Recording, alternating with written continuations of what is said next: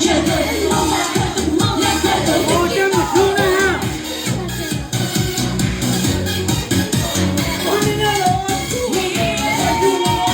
Đuối có kìa.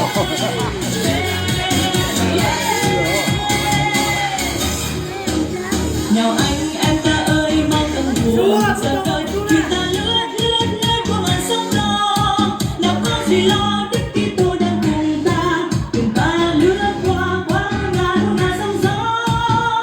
Bạn ơi mau ra khơi để tìm đừng muôn nơi, cùng chia sớt với hết mọi người muôn phương. Phủ lấp tình thương trái tim ai đang sầu vương, đại dương bốn phương có Đức Kitô là đường.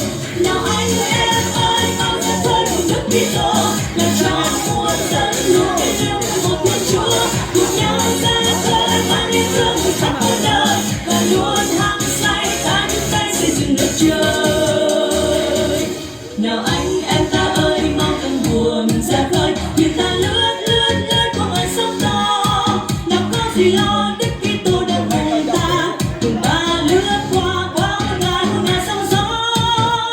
Bạn ơi mau ra khơi đã tìm đừng muôn nơi, cùng chia sớt với hết mọi người muôn phương. Phủ lấp tình thương trái tim ai đang sầu vương, đại dương bốn phương có Đức Kitô là đường. Nào anh em ơi mau ra khơi cùng Đức Kitô, làm cho muôn dân luôn tin yêu vào một Thiên Chúa. Cùng nhau ra khơi mang yêu thương về khắp muôn nơi, và luôn hăng say ta những tay xây dựng đất trời.